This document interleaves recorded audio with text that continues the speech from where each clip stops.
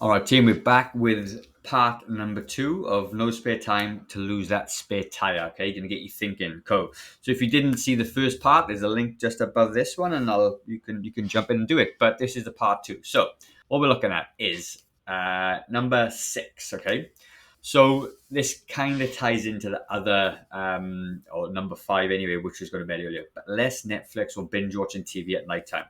So what a lot of people do, I don't know the numbers, but the numbers are quite big. A lot of people spend a huge amount of time watching TV, right? So what you need to be able to do really is like watch less TV and prioritize some of that TV time to doing something that's going to serve you, right? So clamber some of that time back. You've got to give something up. You can't fit everything into your day. So as I said in video number 1, if this is a priority for you, then this is going to be a good video. So what can you do? You can use your Netflix and TV as a reward for doing something positive about your health and fitness. So if you say, just take a stock check, course of a week, how many hours you spend watching TV and all that good stuff, jot it down, maybe reduce it by 50%. And you can say to yourself, right, I'm not going to watch TV between 7 and 10 p.m. at night. I'm actually going to watch it from 8 till 10 p.m. at night, okay? 2 hours. And in that extra hour that you've got back, you can go and make or bulk make some healthy meals. So when you, like, things with cooking and preparing meals and stuff, you can cook once and eat 10, 15, 20 times. You just obviously double up the portion sizes for that. So what I do on a weekend quite regularly is I make my overnight oats. So I'll pop a link up for there. It takes me about 5 minutes to make 4 breakfasts, high in protein, high in fiber. Don't have to think about it. It tastes delicious. Love it. Or I quite often make a whole bunch of chicken or protein or meat, whatever that is. I'll use things like Watties, stir fry sauces, different flavors to make different kinds of meals. I use Uncle Ben's microwave rice, frozen vegetables, put all that stuff together. It takes very little time. I can literally, within an hour, a week, make 10 meals a week. I could do that. Put them in the freezer, pull them out as I need to, right?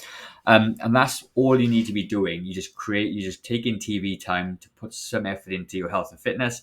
And like I said, you are going to be doing that. You know that you're in control of your meals. You're not going out to buy pies and McDonald's and stuff. You've got that in there, right? Because like I said, calories in, calories out. If you can control the meals, it's going to be all good. Then what you can do is, so that's going to be that one, right? So cutting down less Netflix. Number 7 is going to be traveling to and from work. So this, for a lot of people anyway, can be a big deal. So I've got a client here who's a nurse, and she travels back and forth, on a bus, takes ages, but she still finds time at the end of the day to come and do it because it's a priority for her. Now, what a lot of people can do in this environment anyway, they can work from home. So you might be able to work from home twice a week, and that could be the days that you are using that travel time to exercise, prepare meals, whatever that is for you, because that's really it, right? Move more, eat a little bit less. And you can prioritize some of that time, those hours that you gain back, to put into exercise and everything else. Number 9, interesting, is going, or actually number 8, let's apologize. Number 8 is snacking on fruit. Now, why is that a time saver? That's a really good question. You don't have to do anything with it. You just got to grab an apple and eat it, peel a banana and eat it. It takes 10 or 15 seconds. Whereas if you're going to the bakery to buy snacks, or if you're going and buy muffins from the bakery, whatever you're doing, you have to go there to get it to come back. It takes 20 minutes. But if you take fruit to work with you, or things like protein cookies and stuff, then they're in your drawer. You open them up, you eat them. It takes 0 time at all. Okay, like in 10 seconds, you get the whole thing done. So these things as well. And the thing about snacking on fruit, they're high in bulk and volume, low in calories. So you can eat a lot of fruit, feel really full, but not take in a lot of calories for that. Really important. Number 9, intermittent fasting. Now, why is intermittent fasting a time saver? Simply because it doesn't take any. You don't have to do anything. You just don't eat. Therefore, you don't take any time.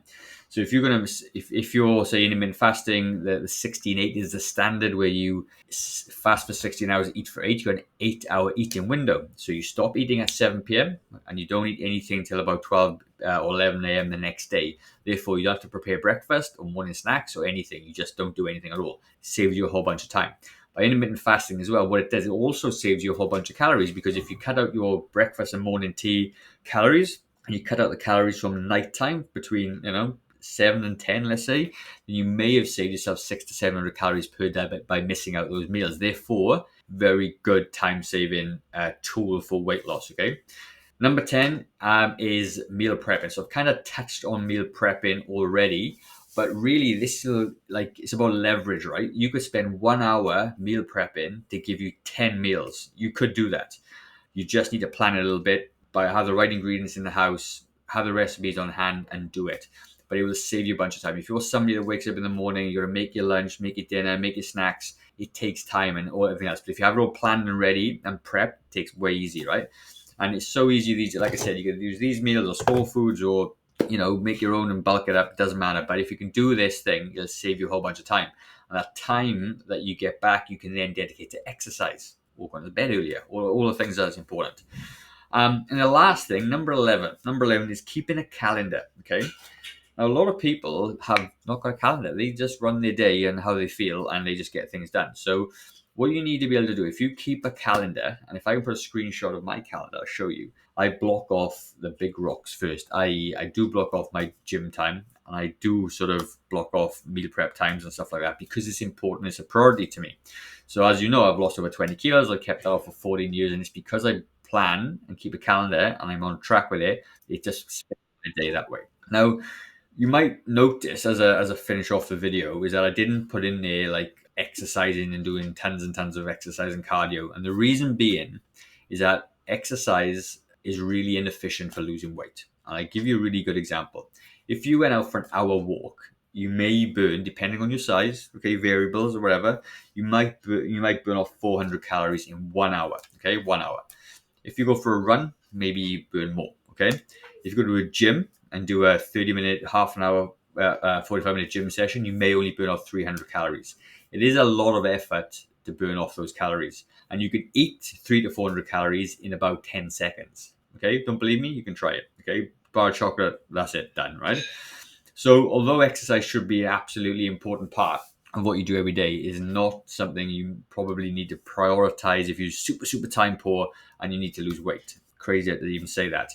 But the other side of the coin as well, you can actually get pretty fit in doing shorter workouts. You could do high intensity workouts, okay? You could do that. You could, high intensity for a short amount of time to give you the benefits exercise gives you, because it's not a great tool for weight loss. So if you want to improve the quality of your heart health, and if you do some high intensity interval training, it's going to give you the heart benefits and lung benefits and cardiovascular benefits for doing it.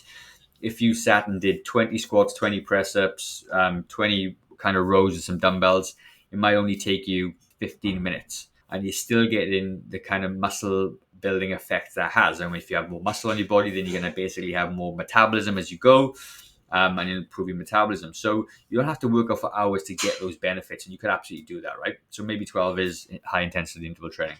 But really, that's my kind of video, all wrapped up in 2 parts about no spare time to lose the spare tire. Hopefully I've given you some ideas that you can take away and try and implement. And let's face it, if you only picked 3 of the 10 or 2 of the 10, you're going to get a whole bunch of time back, and that's going to be everything that you need. Because ultimately, when you're trying to be in a calorie deficit, really, that's to lose weight, it doesn't take any time. It just takes a bit of prepping. And if you prep properly, you're going to create more time. I think there's a saying out there somewhere that every 10 minutes of preparation will give you a few hours of time back, something like that. You can Google it if you want. That's it from me. A really good day. If you like the video, give us a share, give us a like, leave a comment if you want, and I shall see you on the next video. Take care, team. Bye-bye.